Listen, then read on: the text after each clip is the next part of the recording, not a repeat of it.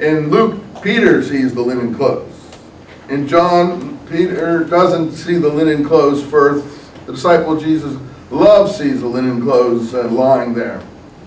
But they didn't know what to make of it all, John 9 says, because they didn't know that he was supposed to be resurrected.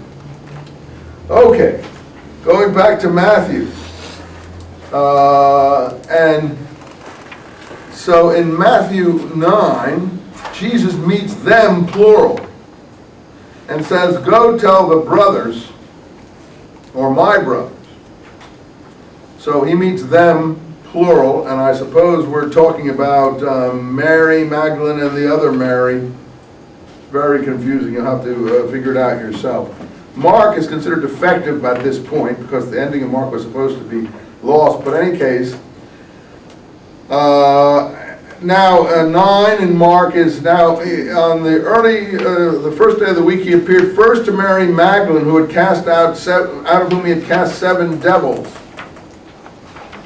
And she went and told them, number and whoever they were,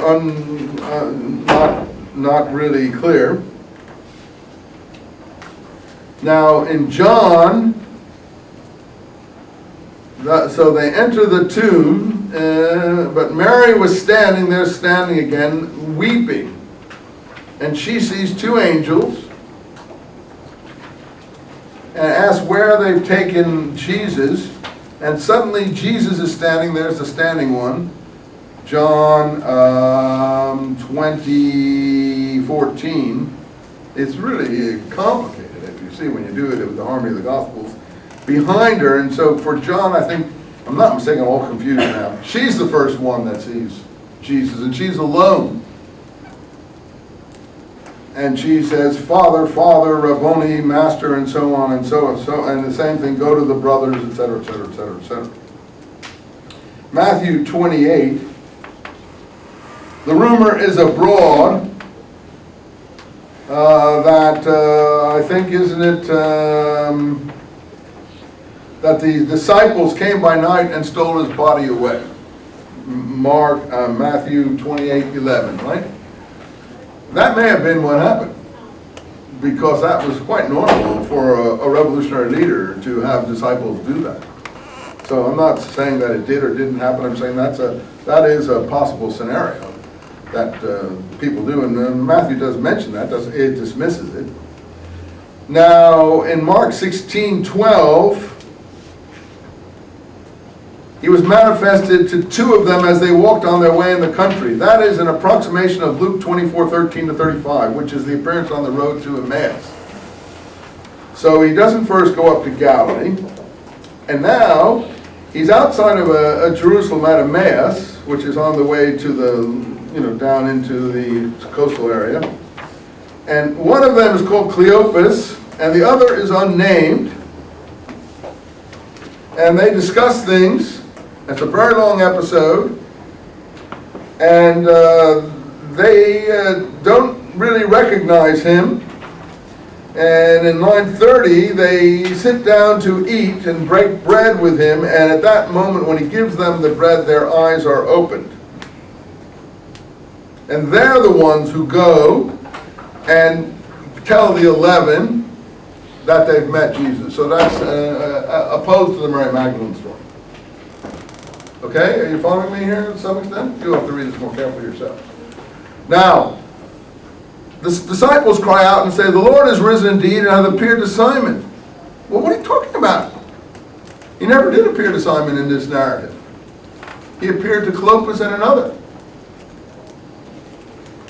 So how can you say the Lord appeared to Simon? This may be Simeon Bar Cleophas we're talking about, the second successor to Jesus, and often the appearances are connected to your position in the early church. It certainly isn't Simon Peter, because I'm not aware, I haven't seen any appearance yet to Simon Peter. There may have been one with the they ones. Totally confused with it. Peter only sees an empty tomb. John outruns Peter in seeing the empty tomb. I don't know. So these 2 men, or this could be James and his brother Simon, all sons of Cleophas. It may not be Cleophas, it may be the son of Cleophas. Anyway, that's supposed to clearly be the same person who's Mary's husband.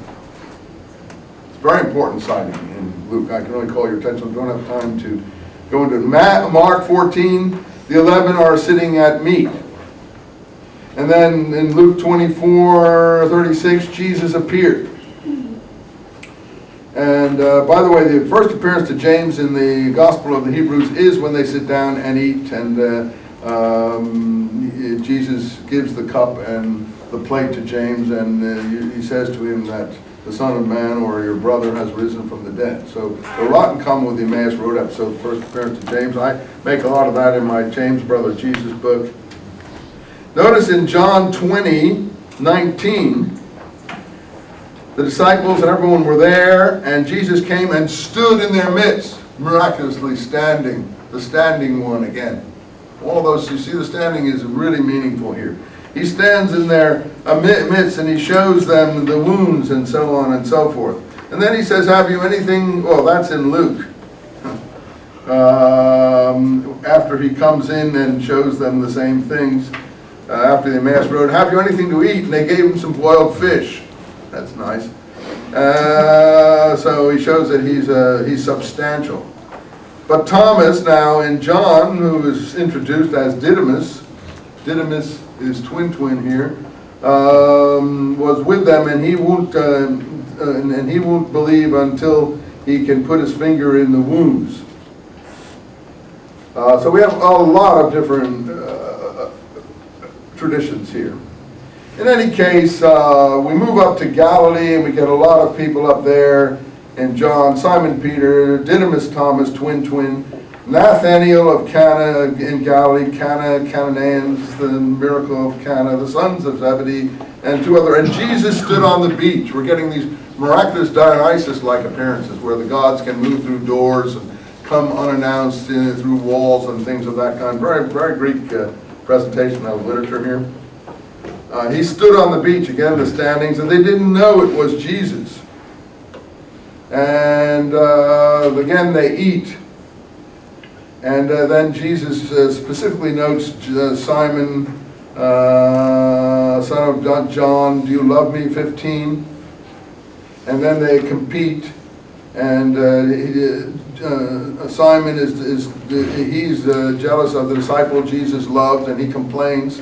And then Jesus tells him, if I want him to wait for me, why are you complaining? That's in line 23. All right, let's skip along here to Matthew 28, Mark 26.